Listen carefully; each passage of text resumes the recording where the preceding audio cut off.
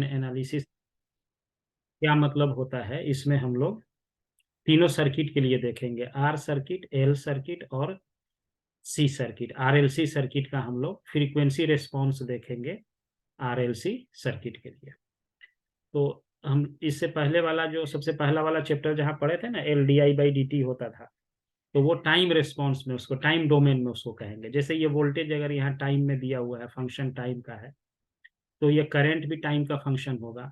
ये रेसिस्टेंस है सिंपली। ये फ्रीक्वेंसी डोमेन का क्या मतलब है, इसको हम लोग स्टडी करेंगे। और यहाँ पे जो हम एक्साइटेशन देते हैं, एक्साइटेशन का मतलब होता है, एक्साइटेशन, जैसे यहाँ हमारा एक्साइटेशन क्या है, साइनोसॉइडल है, साइनोसॉइडल, साइनोसॉइडल एसी है ये। यानी कि यहाँ पे जो अप्लाई करते हैं ना, जो वोल्टेज देते हैं, यही एक्साइटेशन कहलाता है। ये एक्साइट मतलब सिस्टम को, ये इनपुट एक तरह से कह सकते हैं, एक्साइटेशन यहाँ पे हम देते हैं। और यहाँ पे इसमें हम क्या करते हैं, इसमें हम रिस्पॉन्स निकालते हैं। यानी कि इसमें वोल्टेज हो सकता है हमारा रिस्पॉन्स, इसमें आउटपुट वोल्टेज हो सकता है, पावर है, ये सब हम रिस्पॉन्स निकालते हैं। तो एक्साइटेशन के पास, कोई भी एक्साइटेशन होगा तो उसके पास दो कंपोनेंट होता है एक्साइटेशन हमेशा, किसी भी एक्साइटेशन के पास। तो इसमें जो है, ये हमारे पास apply to circuit AC in case of DC excitation the response comprise two part. इसमें जो रिस्पॉन्स मिलेगा हमारा, ये दो पार्ट का होता है। एक्साइटेशन जब हम साइनोसॉइडल एसी देंगे तो इसमें रिस्पॉन्स जो आएगा वो दो तरह का रिस्पॉन्स आता है। एक रिस्पॉन्स को कहा जाता है नेचुरल रिस्पॉन्स, एक रिस्पॉन्स को कहा जाएगा नेचुरल रिस्पॉन्स, और एक दूसरा रिस्पॉन्स होता है जिसको कहते हैं फोर्स्ड रिस्पॉन्स, फोर्स्ड रिस्पॉन्स। दो तरह के रिस्पॉन्स होते हैं इसमें। किसी भी एलिमेंट में जो हम रिस्पॉन्स निकालते हैं, यानी कि जो हम यहाँ से इनपुट देंगे तो यहाँ हमको क्या मिलेगा, यहाँ रिस्पॉन्स मतलब आउटपुट है ये। तो यहाँ नेचुरल रिस्पॉन्स जो होता है, इसको हम लोग ट्रांजिएंट भी कहते हैं, ट्रांजिएंट रिस्पॉन्स। ट्रांजिएंट रिस्पॉन्स का मतलब होता है बहुत थोड़े समय के लिए इसमें आउटपुट क्या मिला, बहुत थोड़े समय के लिए, यानी 1 सेकेंड से भी कम समय के लिए, फ्रैक्शन ऑफ सेकेंड के लिए इसमें आउटपुट कैसा आ रहा है। इसमें मान लो वोल्टेज की हम बात कर रहे हैं, तो इसमें वोल्टेज कैसा आएगा फ्रैक्शन ऑफ सेकेंड में, या करंट कैसा आएगा इसमें 1 सेकेंड से पहले, लेस देन 1 सेकेंड, 1 मिली सेकेंड में मान लो बात करेंगे। तो इसका अभी स्टडी हमको यहाँ नहीं करना, इसकी हम बाद में बात करेंगे, इसलिए अभी इसको हम यहाँ स्टडी नहीं करेंगे ट्रांजिएंट रिस्पॉन्स का। अभी हम बात करेंगे फोर्स्ड रिस्पॉन्स कहते हैं इसको। एक रिस्पॉन्स होता है जिसको फोर्स्ड रिस्पॉन्स कहते हैं, या इसको एसटीडी स्टेट कहते हैं, STD state response, forced response या एसटीडी स्टेट रिस्पॉन्स कहते हैं इसको।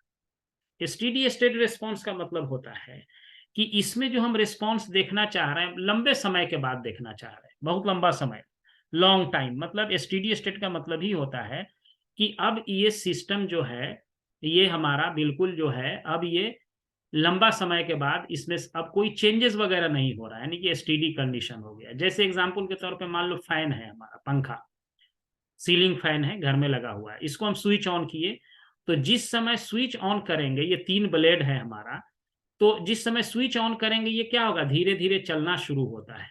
तो उस कंडीशन को हम क्या कहेंगे, ट्रांजिएंट में अभी आया है ये।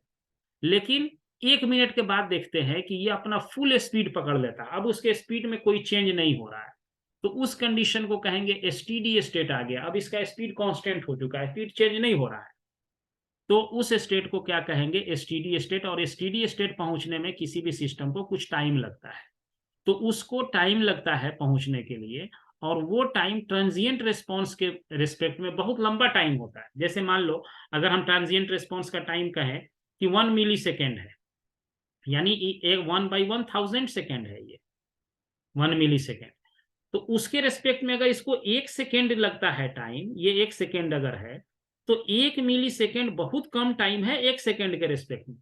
तो 1 सेकेंड में ये सिस्टम मान लो हमारा एसटीडी स्टेट में आ गया, मतलब वोल्टेज सब जगह, करंट जितना चाहिए सब एक फिक्स वैल्यू को आ गया, तो हम उसको कहेंगे कि ये एसटीडी स्टेट को ये सिस्टम पहुंच चुका है। तो अभी जो हम पढ़ेंगे इसमें, जो हमको पढ़ना है वो यही पढ़ना है, एसटीडी स्टेट रिस्पॉन्स पढ़ना है, और उसको हम लोग फोर्स्ड रिस्पॉन्स भी कहेंगे। STD state response of A circuit linear, ये जो भी सर्किट है, आर है या एल है या सी है, ये तीनों क्या है, लीनियर एलिमेंट है। रेसिस्टेंस, इंडक्टेंस और कैपेसिटेंस, ये तीनों एलिमेंट क्या होते हैं, लीनियर एलिमेंट होते हैं। इसी तीनों का बिहेवियर हमको यहाँ पे स्टडी करना है।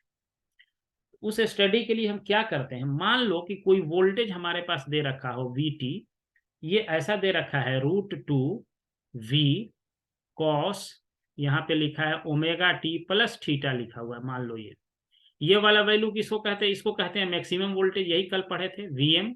तो मैक्सिमम वोल्टेज इसका क्या है, √3 × V लिखा हुआ है, ये लिखा हुआ है।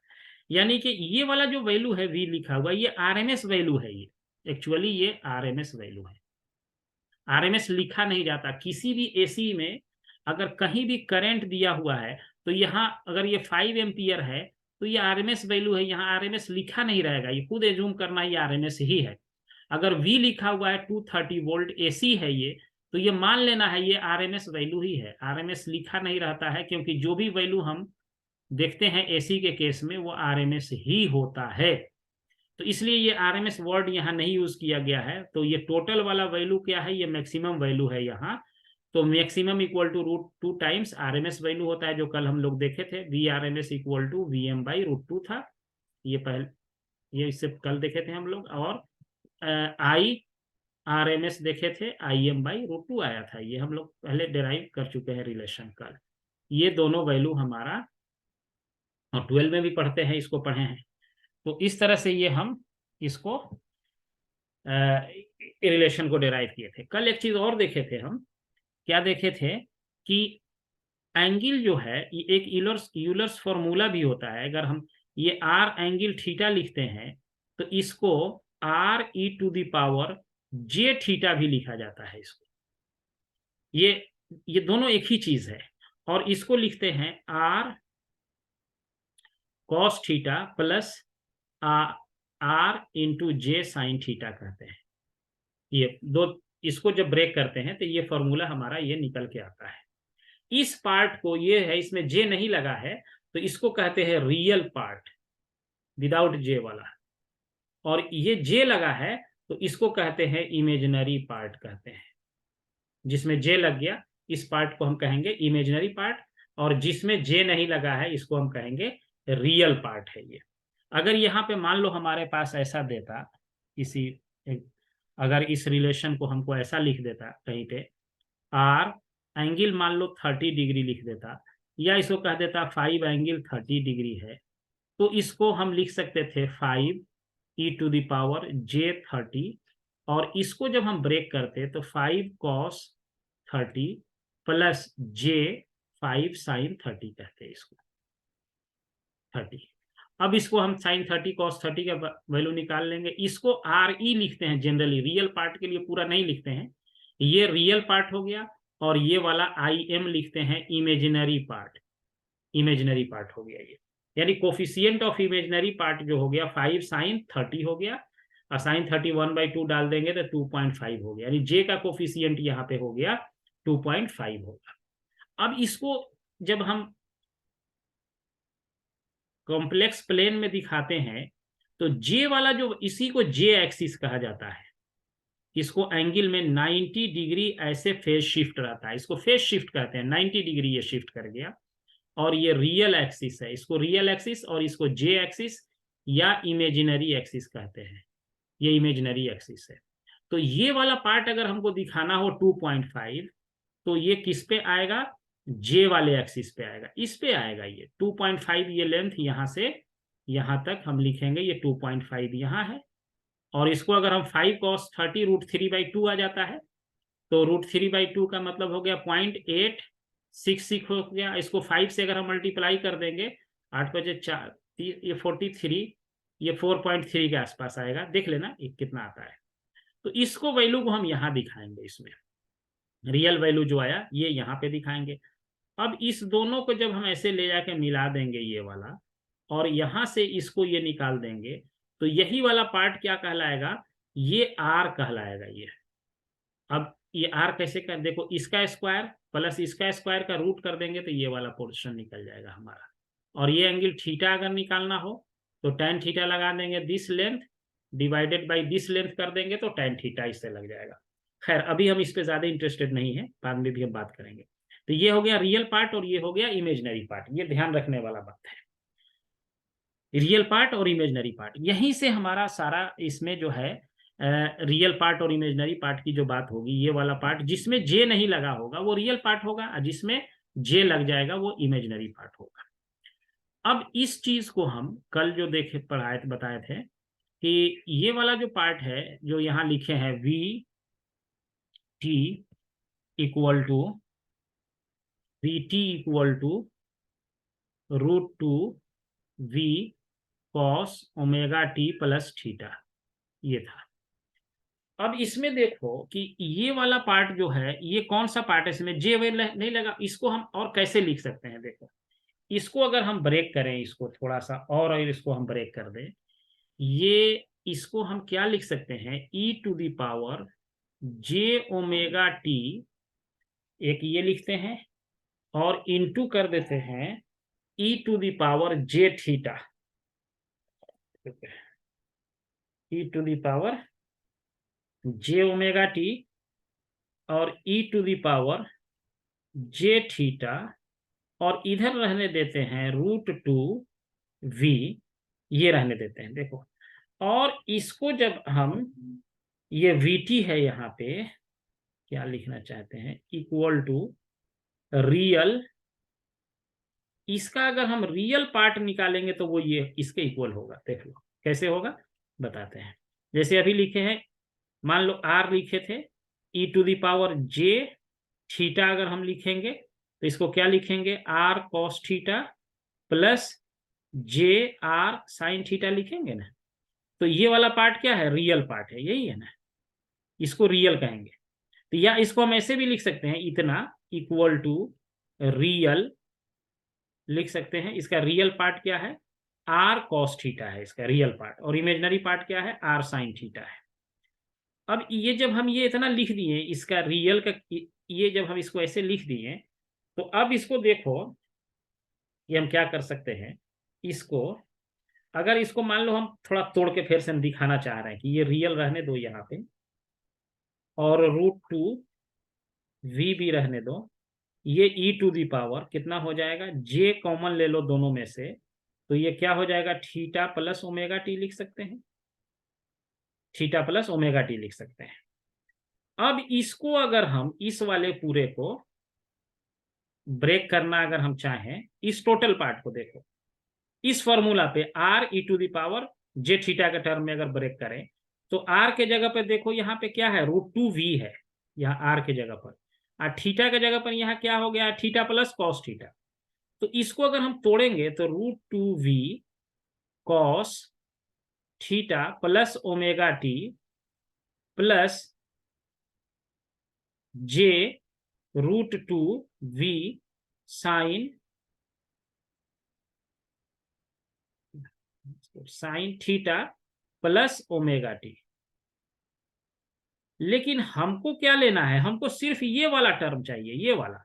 तो ये वाला कौन सा पार्ट है, ये रियल पार्ट है, ये रियल पार्ट है ना ये वाला। तो इसीलिए इसमें ये लिखा हुआ है कि रियल, इस पूरे टर्म का जो रियल वाला पार्ट होगा वो इसके इक्वल होगा। तो ये लिखो या ये लिखो, दोनों एक ही चीज है।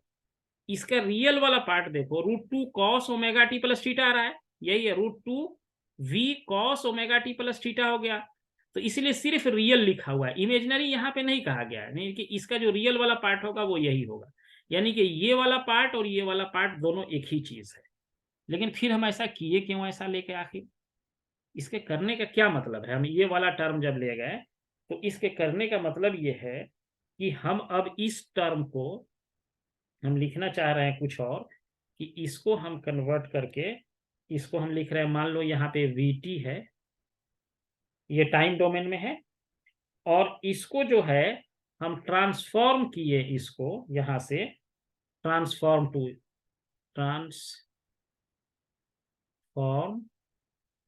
टू,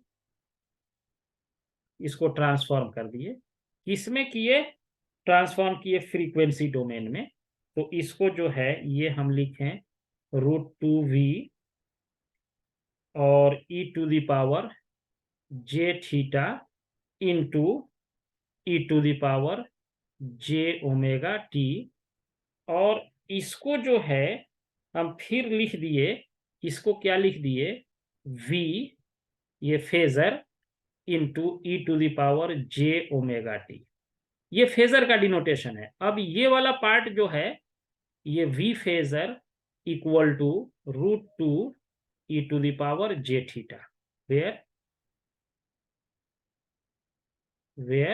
v फेजर, ये वाला जो पार्ट हुआ हमारा, ये हो गया, इसके जगह पे ये वाला हटा दिए, v से कर दिए।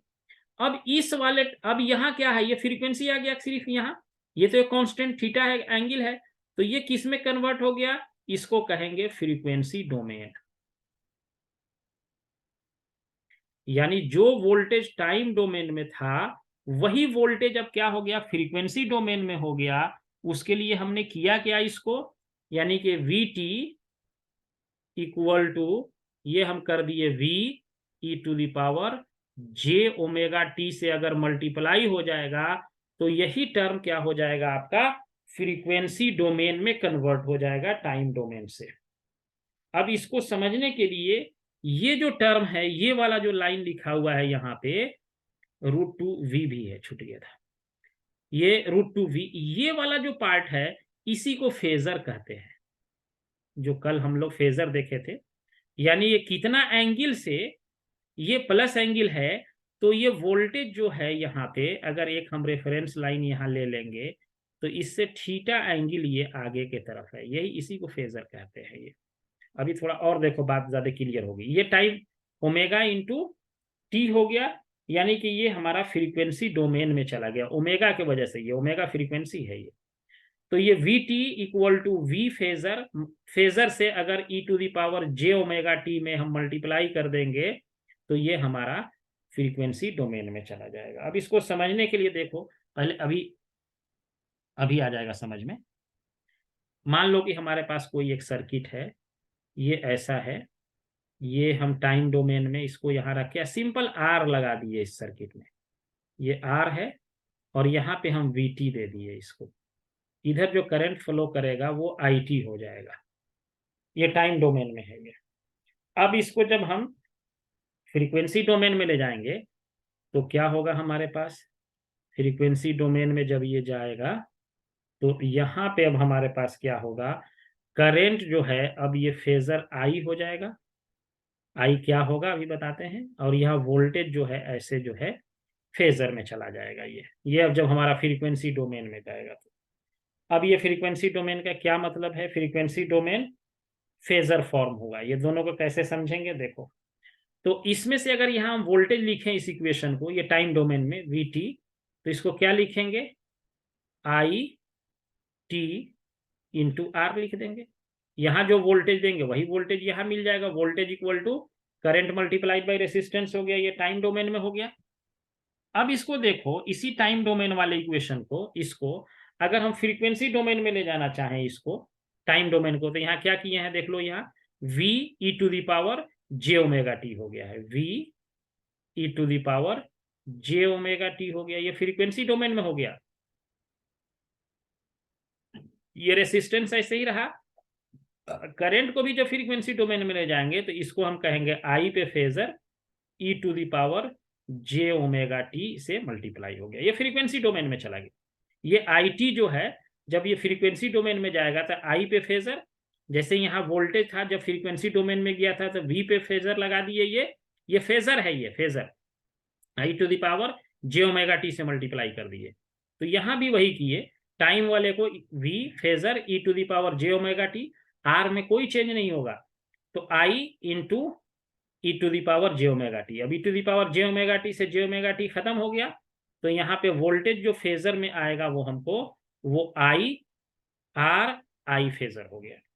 इसका क्या मतलब हुआ, ये लाइन में देखो, जैसे ये वोल्टेज है, रेसिस्टेंस है और ये करंट है, इसका मतलब है कि ये दोनों कैसे चलेगा, ये दोनों पैरेलल रहेगा, ये V ऐसे रहेगा तो I फेजर भी उसके साथ चल रहा है, कोई भी एंगल में इसमें डिफरेंस नहीं आएगा। इसमें जिधर प्योरली रेसिस्टिव सर्किट है तो वोल्टेज में और करंट में कोई एंगल नहीं बनता है, दोनों साथ साथ, क्योंकि ये V इक्वल टू क्या है, R इंटू आई ही तो है। R क्या होता है, कांस्टेंट होता है, I में तो कोई एंगल है ही नहीं, तो V में भी कोई एंगल नहीं होगा, ये दोनों फेजर जो है ये साथ साथ चलेगा। अब इसको रेसिस्टेंस को हम इधर अगर भेज दें, ऐसे इधर कर देंगे तो 1/R हो जाएगा। अब 1/R को क्या कहते हैं, G कहते हैं, कंडक्टेंस कहते हैं। तो ये इक्वल टू हम इसको यहाँ ऐसे भी लिख सकते हैं, करंट का फेजर, वोल्टेज का फेजर, G को कंडक्टेंस कहते हैं, 1/R है, G equal to conductance equal to 1/R, इसका यूनिट मोहो हो जाएगा। तो ये हमारा जब सर्किट कैसा है, ये सिंपली रेसिस्टेंस वाला है, प्योर रेसिस्टेंस वाला है, तब ये हुआ। अब इसी केस में देखो, अगर हम सर्किट को कहते, अब इसको ये ग्राफिकल रिप्रेजेंटेशन जो हमारा हुआ ना, ये आई का और वी भी हम इस पे भी दिखा सकते हैं, ऐसे वी दोनों साथ साथ जा रहा है, तो इसी को फेजर डायग्राम तो कहते हैं, इसी को फेजर डायग्राम कहते हैं, ग्राफिकल रिप्रेजेंटेशन को फेजर डायग्राम कहते हैं। अब मान लीजिए कि आपके पास कैपेसिटर होता है, सिंपली सिर्फ कैपेसिटर होता है इस सर्किट में, ऐसा होता है। यहाँ पे Vt हम टाइम डोमेन में लगा देते हैं, ये कैपेसिटेंस C होता, इधर करंट IT फ्लो करता।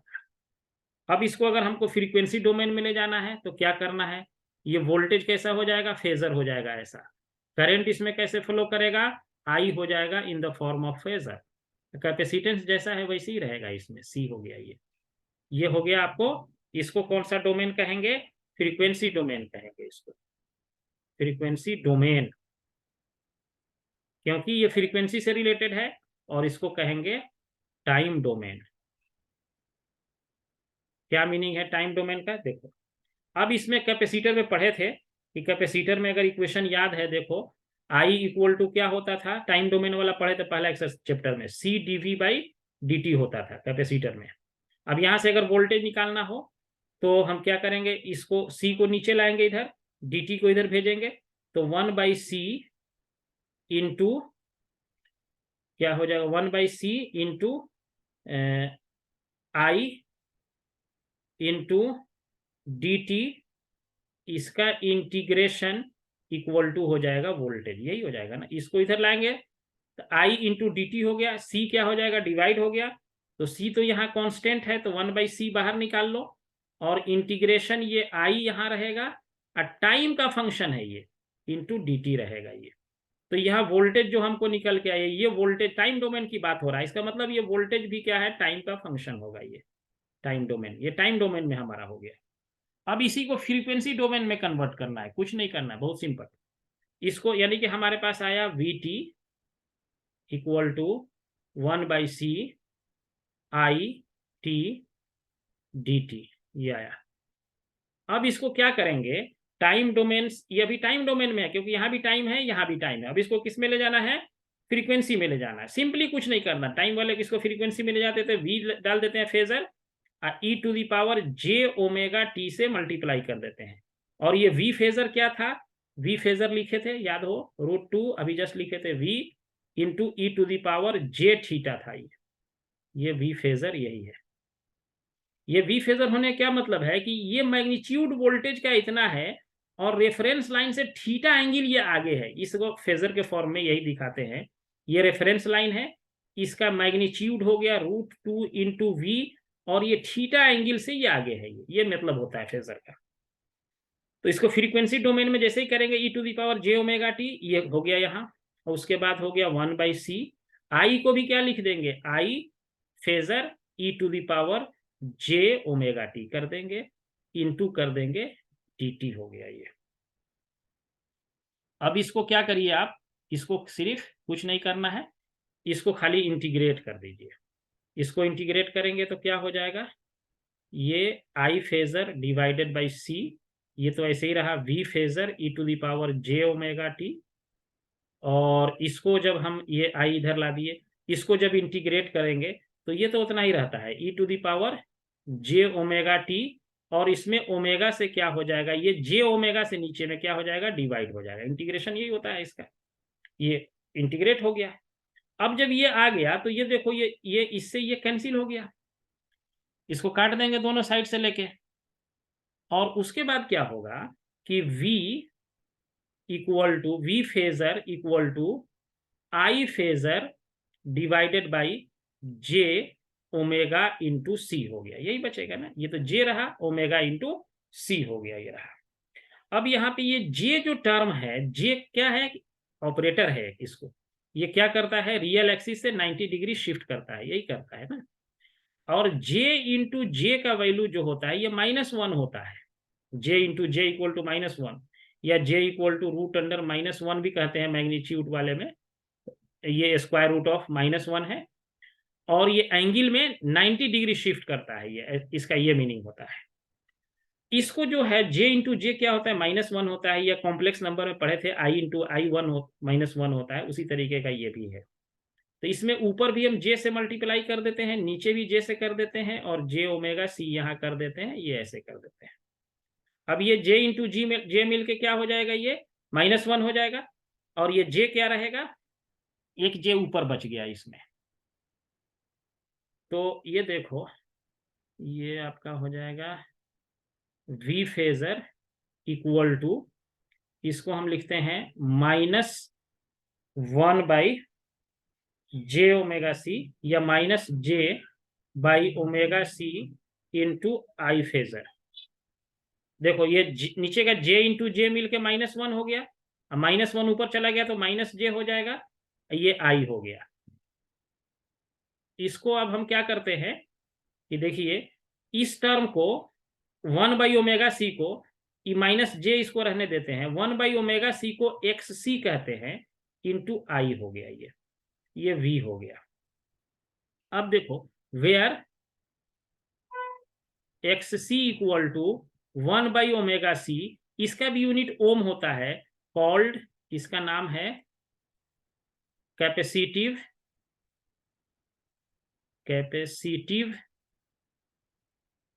रिएक्टेंस कहते हैं इसको, रेसिस्टेंस नहीं, कैपेसिटिव रिएक्टेंस, यूनिट वही होता है जो रेसिस्टेंस का होता है, ओम होता है इसका भी यूनिट। एक्स सी ये हो गया, X C equal to 1 by omega C हो गया। अब ये देखो, इसमें दोनों में अगर ये हम बात करें, ये वाला है, ये भी फेजर है करंट, ये भी वोल्टेज भी फेजर है। तो अब इस दोनों रिलेशन में जरा देखो क्या दिख रहा है कि ये एक्स वाला पार्ट तो जो है कि ये एक नंबर है ये, और जे का मतलब क्या होता है, 90 डिग्री में प्लस शिफ्ट कर देना है अगर पॉजिटिव है तो, और निगेटिव रहेगा तो इधर एक्सिस एंगल हो जाएगा निगेटिव के लिए, और पॉजिटिव जे रहेगा तो ऊपर रहेगा, निगेटिव जे रहेगा तो वाई एक्सिस में निगेटिव में आ जाएगा वैल्यू इसका, पॉजिटिव रहेगा तो ऊपर आ जाएगा। इसके लिए देखो क्या है, ये वाला जो हम वैल्यू देख रहे हैं इसमें, ये v वाला जो है, ये देखो v यहाँ -j लगा हुआ है, इसका क्या मतलब है, ये एक्स सी इंटू आई, और -j का मतलब होता है -90 डिग्री है, -j का मतलब, प्लस j रहेगा तो इसका मतलब होता है पॉजिटिव 90 डिग्री।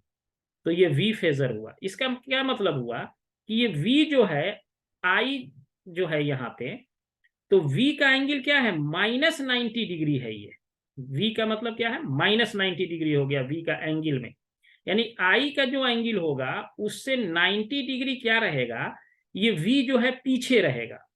या हम इसको ऐसे भी कह सकते हैं कि ये v का अगर हम ऐसे लिख दें यहाँ पे, ये हमारा I अगर ऐसे है, ये इस तरह से है, तो v रहेगा यहाँ पे, ऐसे रहेगा v, ये हो गया, और इसको जो है I फेजर ऐसे है और ये v फेजर ऐसे है, तो ये 90 डिग्री एंगल हो गया। इसका मतलब है जब हम इसको एंटी क्लॉकवाइज ऐसे रोटेट कराएंगे तो I क्या करेगा, 90 डिग्री आगे रहेगा वोल्टेज से, इसका मतलब है current leads V by 90 degree. ये किस केस में होगा, फॉर प्योरली कैपेसिटिव सर्किट, ये कैपेसिटिव सर्किट की हम बात किए हैं, for purely capacitive circuit, purely capacitive circuit के लिए ये होगा। करंट जो है लीड करेगा। इसको ऐसे भी दिखा सकते हैं, या कहीं इसको अगर हम ऐसे भी दिखा सकते हैं, दोनों बात एक ही है। ये अगर V हम यहां दे दें तो करंट यहां लेना पड़ेगा, ये करंट लीड कर रहा है दोनों के, 90 डिग्री हो गया। दोनों डायग्राम एक ही है, 90 डिग्री हम घुमा दिए इसको खाली यहाँ, तो ये डायग्राम यही आ जाएगा। तो ये V जो है यहाँ, ये V का ये एंगल है -90 डिग्री हो गया, यानी कि 90 डिग्री पीछे रहेगा। और अगर I की बात करें, इधर इसको लेकर अगर हम डिवाइड कर दें 90 डिग्री को, तो 90 डिग्री नीचे निगेटिव है तो ऊपर जाकर पॉजिटिव हो जाएगा। इस इक्वेशन को हम ऐसे भी लिख सकते हैं, I इक्वल टू हम लिख सकते हैं V बाई XC से डिवाइड हो गया, एंगल -90 डिग्री। अब -90 डिग्री ऊपर चला जाएगा तो प्लस हो जाएगा, V by XC angle positive 90 degree हो गया। ये तो पॉजिटिव होने का मतलब I क्या कर रहा है, लीड कर रहा है। यहाँ V के साथ एंगल निगेटिव है, मतलब V लैग कर रहा है। यहाँ I लीड कर रहा है और V लैग कर रहा है, दोनों बात एक ही है। I लीड कर रहा है, V लैग कर रहा है। तो ये प्योरली कैपेसिटिव के लिए हुआ है। उसी तरह से आप प्योरली इंडक्टिव सर्किट के लिए आ जाइए। अगर सर्किट हमारे पास प्योरली इंडक्टिव हो, सर्किट प्योरली इंडक्टिव हो, देखना ये वाला हमारा टाइम डोमेन है इधर, ये सर्किट हमारा प्योरली इंडक्टिव हो गया। ये V हो गया T, यहाँ हो गया IT हो गया, ये L हो गया, इंडक्टर है। और यहाँ पे जब हम फ्रीक्वेंसी डोमेन में ले जाएंगे इसी चीज को, सेम चीज है ये फ्रीक्वेंसी डोमेन वाला है और ये टाइम डोमेन वाला है। तो इसमें जो है ये V हो जाएगा, V पे फेजर, और इसमें I पे फेजर में कन्वर्ट हो जाएगा, ये L है। तो अब इसमें देखिए, जब हम इसमें वोल्टेज का इक्वेशन लिखते हैं तो क्या लिखते हैं, यहाँ पे V लिखेंगे। अगर हम इंडक्टर में वोल्टेज क्या होता है, L di/dt होता है, ये भी पढ़े हैं पहले वाले चैप्टर में। VL इंडक्टर का जो वोल्टेज होगा, ये टाइम का फंक्शन है। ये करंट भी यहाँ क्या है, टाइम का फंक्शन है। तो ये L di/dt हो गया।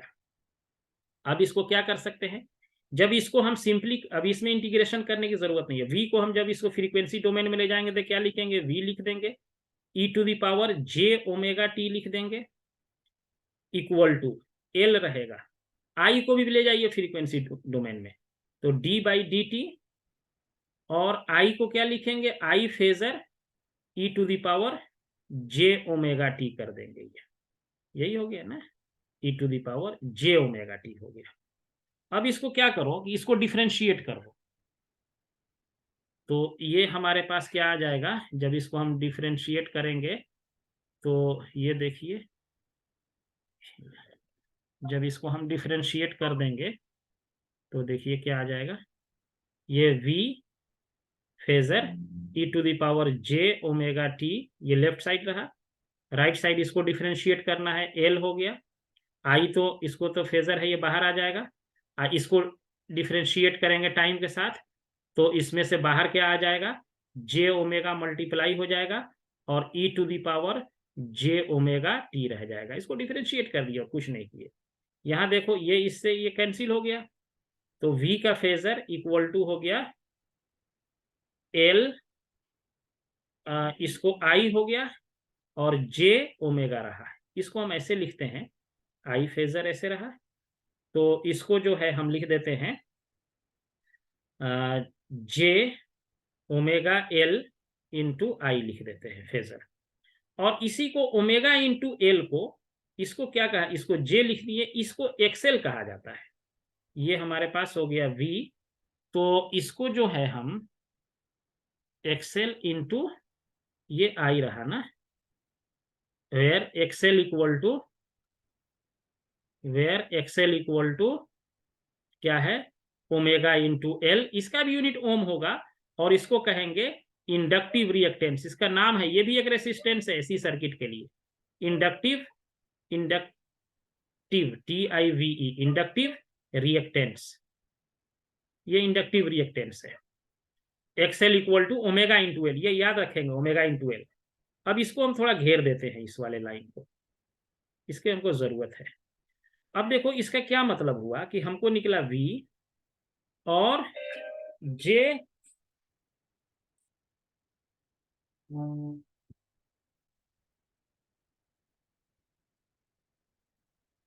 ऐसे ही रिस्पॉन्स लिखे है ये वाला। ये आपका हो गया इंडक्टर का L D I by D T कर दिए यहाँ से, और आई का जो है हम लिख दिए आई, और फेजर लगा दिए E to the power J omega T, और इसको डिफ्रेंशिएट कर दिए तो ये वाला रिलेशन आ जाएगा